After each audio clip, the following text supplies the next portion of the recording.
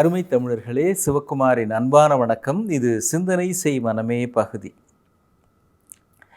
நம்முடைய இந்த காலகட்டம் இருக்குதே, அது ரொம்ப வித்தியாசமான காலகட்டம். நம்மளை எப்படியெல்லாம் வளர்த்துக்கணும்னு நம்ம நினைக்கிறோமோ அப்படி எல்லாம் வளர்த்துக்க முடியும். இன்னும் சுருக்கமாக சொன்னால், அறிவுபூர்வமாக நம்ம இளைஞர்கள் எப்படிலாம் எந்தெந்த துறையில் வளரணும்னு நினைக்கிறாங்களோ அதுக்கு தேவையான தகவல்கள் எல்லாம் இலவசமாக கிடைக்குது. யூடியூப்பில் கிடைக்குது, ட்விட்டரில் கிடைக்குது, லிங்க்டின் அப்படின்னு ஒரு தொடர்பு ஊடகம் வச்சுருக்கிறாங்க. உங்களுக்கு தகவல்கள் சொல்லுவதற்கு ஏராளமான பேர் இருக்கிறார்கள். அறிவுபூர்வமாக வளர்வதுன்றது இன்னி தேதிக்கு ஒன்றுமே கிடையாது. ஒரு காலத்தில் பெரும்பாடு அதுக்கான புத்தகங்கள் இருக்காது, நூலகங்கள் இருக்காது, சொல்லித்தருகிற ஆட்கள் குறைவாக இருப்பார்கள். ஏதாவது சந்தேகம் வந்ததுனாலும் யார்கிட்ட கேட்குறது என்னன்னு தெரியாது. ஏன்னா அவர்கள் படித்த காலகட்டத்திற்கான நூல்கள் வேற, அடுத்த காலகட்டத்தில் அவர்களுக்கு அந்த புத்தகங்கள் இருக்குமா இருக்காதா பல சங்கடங்கள். பேனா கிடையாது, நோட்டு கிடையாது, புத்தகங்கள் கிடையாது. நம்முடைய தமிழ் தாத்தா உவே சுவாமிநாத ஐயர் ஊராக தேடி பல நூல்களை எல்லாம், ஏடுகளை எல்லாம் நூல்களாக பதித்திருக்கிறார். அவ்வளவு அரும்பாடு. ஆனால் இன்னைக்கு ஒரு புத்தகம் நமக்கு வேணும்னா நம்மகிட்ட இருக்கிற செல்ஃபோனில் அப்படி தட்டுனா டக்குன்னு வந்துடுது. அவ்வளோ சுலபமாயிடுச்சு. மேகசின்ஸ், ஜேர்னல்ஸ் அப்படிலாம் சொல்கிறாங்க. அறிவின் துறை விரிவடைந்து விட்டது. பொறியியல் அப்படின்னு ஒரு காலத்தில் பிஇ படிக்கிறான் பையன், பிஇ படிக்கிறான் அப்படின்னு ரொம்ப பெருமையாக சொல்லிப்பாங்க. இப்போ பிஇ படிக்கிறதுலாம் ஒரு பெரிய விஷயமே இல்லை. அதில் எவ்வளோ தூரம் நீ படிச்சிருக்கிற அப்படின்றது தான் முக்கியம்.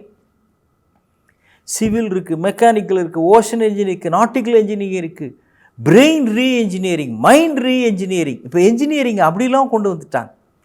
அதே மாதிரி மருத்துவத்துறை பல்கி பெருகுகிறது. தெருவுக்கு 2 கம்ப்யூட்டர் சென்டர், அப்புறம் ஸ்போர்ட்ஸ் அகாடமி. அறிவுபூர்வமாக தன்னை வளர்த்து கொள்ள வேண்டும் என்று விரும்புகிறவர்களுக்கு இன்றைக்கு வெள்ளம் போல் விஷயங்கள் கொட்டி கிடக்கின்றன. இது எல்லாம் வெளியிலேருந்து வருங்க. ஆனால் ஒன்று மட்டும் உங்ககிட்டேருந்து, உங்கள் மனசுலேருந்து புறப்பட்டாதான் உண்டு அப்படின்றாங்க பெரியவங்க. என்னது உங்கள் மனசுலேருந்து புறப்படணும்? இப்போ அறிவுபூர்வமாக ஒரு விஷயம் தெரிலன்னா நான் உங்களுக்கு சொல்ல முடியும், நான் உங்களை கேட்டால் நீங்கள் எனக்கு சொல்ல முடியும். ஆனால் வேறு சில விஷயங்கள் உண்டு. அதுதான் இந்த அறிவுபூர்வமாக நம்ம தெரிஞ்சுக்கிட்ட தகவல்களெல்லாம் நல்லபடி பயன்படுத்துகிறோமா இல்லை தப்பான வழியில் பயன்படுத்துகிறோமான்றதை தீர்மானிக்கிறது. Sir CV. ராமன் அப்படின்னு பெரிய அறிவியல் மேதை, உங்களுக்கு தெரிஞ்சிருக்கும். அவர் நோபல் பரிசு கூட பெற்றவர். அவருடைய பணிக்காலம் அது முடிஞ்சு ஓய்வு பெறுகிறார். ஓய்வு பெற்று நம்முடைய பெங்களூர் இருக்கு பாருங்க, அங்கு ஒரு ஆராய்ச்சி கூடம் ஒன்று வைக்கலாம், ஒரு ரிசர்ச் சென்டர் ஒன்று தொடங்கணும் அப்படின்னு தீர்மானிக்கிறார். அந்த ரிசர்ச் சென்டரில் பணியாற்றுவதற்காக அவருக்கு 3 விஞ்ஞானிகள் தேவைப்படுகிறார்கள். அருமையான செய்தி. இதை நம்முடைய மக்கள் எல்லோரும் தெரிந்து கொள்ள வேண்டும், தமிழர்கள் இளைஞர்கள் தெரிந்து கொள்ள வேண்டும். பெங்களூரில் அவர் அந்த ரிசர்ச் சென்டரை ஆரம்பிக்கிறாருங்க.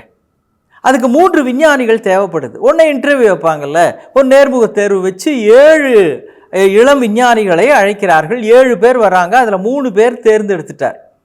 நாளையிலேருந்து நீங்களாம் சேர்ந்துடலாம் அப்படின்னு. அன்றைக்கி சாயங்காலம் அவர் வாக்கிங் போயிட்டுருக்கிறார். அப்போ எழுத்தாப்புல ஒரு இளைஞர் அங்கேருந்து வரார். அவர் பேக்கெட்டில் கை விட்டு, இந்தாங்க இதை உங்கள்கிட்ட கொடுத்துட்டு போகலான்னு வந்தேன் அப்படின்னு.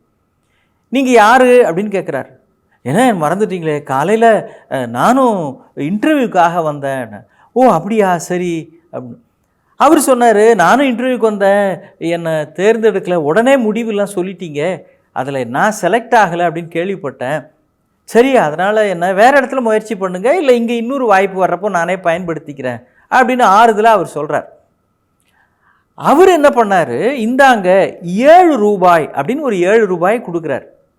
இது எதுக்கு கொடுக்குறீங்கன்னு, இல்லை வந்து போகிறதுக்கான வழி செலவு, போக்குவரத்து செலவு அப்படின்னு உங்கள் நிறுவனத்தில் கொடுத்தாங்க. நான் எங்கள் ஊர்லேருந்து இந்த இன்டர்வியூக்கு வர்றதுக்காக எனக்கு இவ்வளவு தான் செலவாச்சு, அதுக்கு பதிலுக்கு உங்கள் அக்கௌண்ட்ஸ் டிபார்ட்மெண்ட்லேருந்து எனக்கு கொடுத்ததில் 7 ரூபா கூடுதலாக கொடுத்துட்டாங்க. நானும் அப்படியே வாங்கி பேக்கெட்டில் வச்சுட்டு போயிட்டேன். திரும்ப போய் செக் பண்ணி பார்க்குறப்ப தான் தெரிஞ்சுது ரூபா கூடுதலாக இருக்குது, அதை திரும்ப கொடுத்துட்டு போகலான்னு தான் வந்தேன் அப்படின்னார். இவர் ஒன்று சரி போங்க அக்கௌண்ட்ஸில் போய் கொடுத்துருங்க அப்படின்னார். இல்லை, நான் உடனடியாக மதியமே திரும்ப வந்து கொடுத்தேன். அவங்க குறைந்த எண்ணிக்கையில் தான் நேர்முக தேர்வுக்கு வந்திருந்ததுனால அந்த அக்கௌண்ட்ஸையும் க்ளோஸ் பண்ணிட்டோம், பரவாயில்ல நீங்களே வச்சுக்கிங்க, ரூபா ஒன்றும் பெரிய விஷயம் இல்லை அப்படின்னு சொன்னாங்க. அக்கௌண்ட்ஸ் அவங்க க்ளோஸ் பண்ணிட்டாங்க, இனிமேல் திரும்ப அதை உள்ளே கொண்டு வர முடியாது அப்படின்னு அந்த கணக்குத்துறை அவங்க சொல்லிட்டாங்க, உங்கள்கிட்ட கொடுக்கலாம்னு வந்தேன் அப்படின்னார். அப்படியாப்பா, சரி ரொம்ப நன்றி கொடு அப்படின்னு இவர் வாங்கி பாக்கெட்டில் போட்டுக்கிட்டார். பாக்கெட்டில் போயிட்டார்.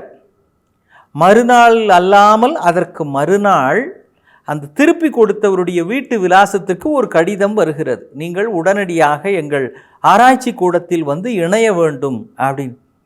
ஏடா, நம்மளை தான் செலக்ட் பண்ணவே இல்லை, இது என்ன தப்பா, நமக்கு தானா, நம்ம பேர் தானா, நம்ம விலாசம் தானா, திருப்பி பார்க்குறார். எல்லாம் சரியாக இருக்கு. நேராக போனார். Sir CV. ராமன் சொன்னார், ஃபிசிக்ஸ் தேர்வில் வேணாலும் நீங்கள் தோற்று போயிருக்கலாம், ஆனால் ஒரு நிறுவனத்துக்கு நேர்மையானவர்கள், நல்லவர்கள், அந்த நிறுவனத்திற்கு தான் எந்த அளவுக்கு ஒழுக்கமாக நல்லபடியாக நடக்க வேண்டும் என்று உள்ளோடு ஆத்மார்த்தமாக இருக்கிறார்களோ அப்படிப்பட்டவர்களும் ஒரு நிறுவனத்தில் இருக்க வேண்டும். அதுதான் அடிப்படையான தகுதி, அதுதான் அந்த நிறுவனத்தை வளர்க்கும். உங்களுடைய நேர்மைன்ற தேர்வில் நீங்கள் ஜெயிச்சிட்டீங்க, நேர்முக தேர்வில் செலக்ட் ஆகலைன்னா என்ன, உங்களுடைய தகுதி என்னவோ அதுக்கு ஏற்ற மாதிரி நான் ஒரு வேலை போட்டு தரேன், நீங்கள் சேருகிறீர்களா அப்படின்னு கேட்டார். அந்த இளைஞருக்கும் அப்படியே சந்தோஷம் தாங்கலை. ரொம்ப நன்றி சார், ரொம்ப நன்றி சார் அப்படின்னு அவர் போய் சேர்ந்தார். அந்த இளைஞர் பின்னால் எழுதுகிறார், நான் சர் சி.வி. ராமன் அவர்களோடு இணைந்த காரணத்தினால்தான் பிற்காலத்தில் இந்த அளவிற்கு வளர்ந்ததற்கு முக்கியமான காரணம் என்று எழுதுகிறார். காரணம் இந்த அளவுக்குன்னு அவர் சொன்னது, அவரும் ராமனை போலவே நோபல் பரிசு 1983ஆம் ஆண்டிலே பெற்றார். அவர் பெயர் சந்திரசேகரன் சுப்பிரமணியம். இப்போ அவர் அமெரிக்காவிலே இருக்கிறார். நீங்கள் பாருங்கள், படிப்பறிவு என்பது பல வகையிலும் நாம் பெற்றுவிட முடியும். ஆனால் ஒழுக்கம், நேர்மை, தனக்கு உரிமை அல்லாதை தான் எடுக்கக்கூடாது, பிறருக்கு உரியது பிறரிடத்திலே தர வேண்டும் என்கின்ற இப்படிப்பட்ட அடிப்படை பண்புள்ளவர்கள்தான் ஏதோ ஒரு வகையில் வாழ்க்கையில் நிச்சயம் வென்று விடுவார்கள். அடிப்படை குணங்களால் தான் நாம் உயர்கின்றோம். நம்முடைய அறிவு, கல்வி தகுதி எல்லாம் 2ஆம் பட்சம் என்பதை புரிந்து கொண்டு விட்டால் நிச்சயம் நமக்கு வெற்றி நிச்சயம், எந்த சந்தேகமும் இல்லை. மீண்டும் சந்திப்போம். வணக்கம்.